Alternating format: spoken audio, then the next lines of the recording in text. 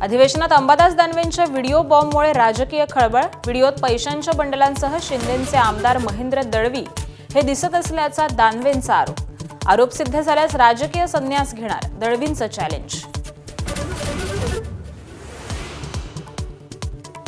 अधिवेशनातील पैशांच्या व्हिडिओचे पडसाद थेट संसदेपर्यंत. नोटबंदी असूनही एवढा पैसा येतो कुठून?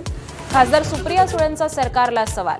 तर ठाकरेंच्या कर्जत फार्म हाऊसमध्ये कोट्यावधीची माया, नितेश राणेंचा गंभीर आरोप.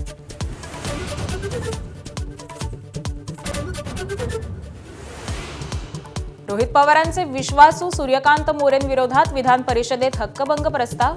माजी सभापती राम शिंदेंवर आक्षेपार्ह टिप्पणी केल्यानं वाद. राम शिंदे विरुद्ध रोहित पवार संघर्षाचा नवा अंक.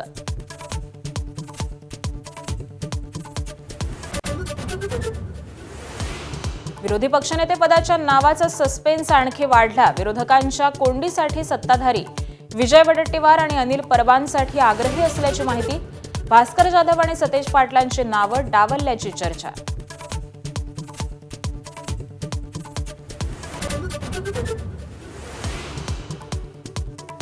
मुंबई अधिवेशनात झालेल्या गोपीचंद पडळकर जितेंद्र आव्हाड समर्थकांच्या राड्याचा अहवाल तयार.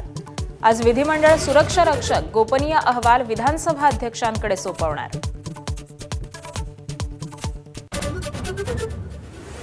आपला दवाखाना योजना म्हणजे भ्रष्टाचाराची पूर्ण. एकनाथ शिंदेंनी सुरू केलेल्या योजनेवर भाजपा आमदार निरंजन डावखरेंचं थेट बोट. ठाण्यातील दवाखान्यात साडी सेंटर सुरू असल्याचा गंभीर आरोप. भोंगळ कारभार करणाऱ्या इंडिगो विरोधात सरकारची कठोर पावलं. शेड्यूल 5% घटवण्याचे आदेश. कारणे दाखवा नोटिशीवर इंडिगोला उत्तर देण्याचेही निर्देश.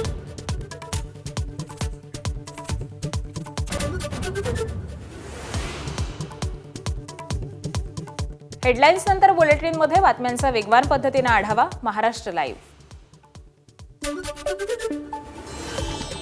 पुढील काळात राज्यात होणाऱ्या सर्व निवडणुका महायुती म्हणूनच लढणार असल्याचं मंत्री शंभूराज देसाईंनी स्पष्ट केलंय.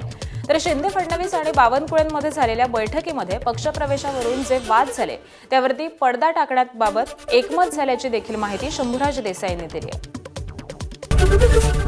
एबीपी माझा, उघडा डोळे बघा नीट.